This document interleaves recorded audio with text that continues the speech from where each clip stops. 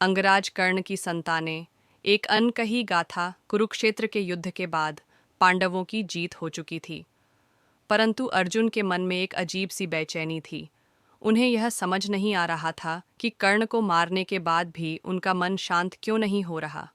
कर्ण की वीरता, दानशीलता और अपने कर्तव्य के प्रति निष्ठा उन्हें बार बार याद आ रही थी। युद्ध समाप्त होने के कुछ दिनों बाद अर्जुन ने श्री कृष्ण से पूछा, माधव, क्या कर्ण की कोई संतान थी? क्या उसकी वंशवेली आगे बढ़ी? श्री कृष्ण मुस्कुराए और बोले, कर्ण का जीवन जितना रहस्यमय था, उसकी संतानों की गाथा भी उतनी ही अनकही रही। यदि तुम सच में उसके वंश के बारे में जानना चाहते हो तो तुम्हें धैर्य रखना होगा। कर्ण के पुत्रों का इतिहास। महाभारत के अनुसार कर्ण के 6 पुत्र थे: वृषसेन, सुषेण, चितसेन, सत्यसेन, प्रद्युम्न और भानुसेन। ये सभी युद्ध में अपने पिता के साथ लड़े और उनमें से अधिकांश वीरगति को प्राप्त हुए। 1. वृषसेन। कर्ण का सबसे प्रिय पुत्र वृषसेन कर्ण का सबसे बड़ा और सबसे प्रतिभाशाली पुत्र था। कहा जाता है कि वह अपने पिता के समान ही वीर और पराक्रमी था। उसने गुरु परशुराम से विशेष शिक्षा प्राप्त की थी और धनुर्विद्या में निपुण था। कुरुक्षेत्र युद्ध में वृषसेन ने पांडवों की सेना में भारी विनाश किया। उसने अभिमन्यु की हत्या में भी कौरवों की सहायता की थी।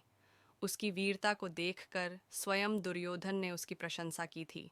परंतु जब युद्ध के दौरान अर्जुन ने देखा कि वृषसेन ने उनकी सेना के कई महारथियों को मार गिराया है, तो श्री कृष्ण ने उनसे कहा, यदि तुमने वृषसेन को अभी नहीं रोका तो वह तुम्हारे लिए बहुत बड़ी समस्या बन सकता है। अर्जुन ने बिना समय गंवाए वृषसेन पर प्रहार किया और उसे युद्ध भूमि में मार गिराया। जब कर्ण ने अपने पुत्र के शव को देखा तो उसका हृदय दर्द से भर उठा, लेकिन उसने अपने आंसू नहीं बहाए। वह जानता था कि यह धर्म युद्ध था। 2. सुषेण। पराक्रमी लेकिन अल्पज्ञात योद्धा सुषेण कर्ण का दूसरा पुत्र था, जो वृषसेन की तरह ही एक महान धनुर्धर था। हालांकि उसका नाम महाभारत के प्रमुख युद्ध प्रसंगों में अधिक नहीं मिलता, लेकिन कुछ ग्रंथों में उल्लेख है कि वह द्रौपदी के 5 पुत्रों के साथ युद्ध करते हुए मारा गया। 3. चितसेन और सत्यसेन। धैर्य और नीति के प्रतीक चितसेन और सत्यसेन दोनों भाई अपने पिता के समान युद्ध नीति में निपुण थे। सत्यसेन विशेष रूप से अपनी रणनीतिक युद्ध कला के लिए प्रसिद्ध था। उसने द्रोणाचार्य और कर्ण से विशेष शिक्षा प्राप्त की थी और अपनी नीति से कई बार पांडवों को चौंका दिया था। 4. प्रद्युम्न और भानुसेन। अल्पायु पुत्र प्रद्युम्न और भानुसेन कर्ण के सबसे छोटे पुत्र थे। वे युद्ध में अधिक समय तक नहीं टिक सके। भीमसेन और अश्वत्थामा के साथ युद्ध करते हुए वे वीर गति को प्राप्त हुए। कुरुक्षेत्र युद्ध के अंत में कर्ण के अधिकांश पुत्र मारे जा चुके थे, परंतु कुछ पुराणों और किंवदंतियों के अनुसार वृषसेन का एक पुत्र जीवित बचा था। कुछ ग्रंथों में उल्लेख मिलता है कि वृषसेन का एक पुत्र था जो युद्ध के बाद जंगलों में जाकर तपस्वी बन गया।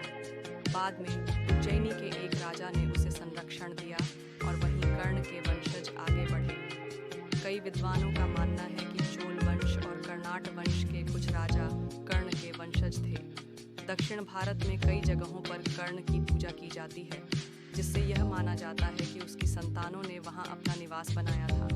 जब कुंती ने युद्ध के बाद युधिष्ठिर को बताया कि कर्ण उनका सबसे बड़ा भाई था, तो पांडवों को बहुत बड़ा धक्का लगा। अर्जुन को अपनी भूल का एहसास हुआ और उन्होंने सोचा कि यदि कर्ण जीवित होता तो यह युद्ध शायद टल सकता था। युधिष्ठिर को जब यह पता चला कि कर्ण के पुत्र भी युद्ध में मारे गए, तो उन्होंने क्रोध में आकर घोषणा की, मैं इस सिंहासन को त्याग दूंगा। परंतु श्री कृष्ण ने उन्हें समझाया, युद्ध में जो हुआ वह विधि का विधान था, परंतु कर्ण के सम्मान में हमें कुछ करना होगा। कहा जाता है कि युद्ध के बाद युधिष्ठिर ने अंगदेश को कर्ण के वंशजों को समर्पित कर दिया। वहां कर्ण के उत्तराधिकारी एक न्यायप्रिय शासन चलाने लगे और उनके वंशजों ने आगे चलकर कई राज्यों पर शासन किया। कर्ण के पुत्रों की गाथा महाभारत में अधिक विस्तार से नहीं मिलती, लेकिन उनके पराक्रम और वीरता की झलक कुरुक्षेत्र युद्ध के कई प्रसंगों में देखने को मिलती है। कर्ण स्वयं सूर्यपुत्र था और उसकी संतानों में भी वही तेज और साहस देखा गया। आज भी जब कोई योद्धा अपने पिता के सम्मान और धर्म के लिए लड़ता है, तो उसमें कहीं न कहीं कर्ण और उसकी संतानों की छवि दिखाई देती है। कर्ण की संतानों का जीवन महाभारत के युद्ध में समाप्त हो गया, लेकिन उनकी गाथा अमर है। उनकी वीरता, नीति और धर्म के प्रति समर्पण आज भी प्रेरणा देती है। कर्ण का वंश भले ही इतिहास में लुप्त हो गया हो, लेकिन उनकी गाथाएं और उनके पुत्रों की कहानियां आज भी हमारी संस्कृति में जीवित हैं।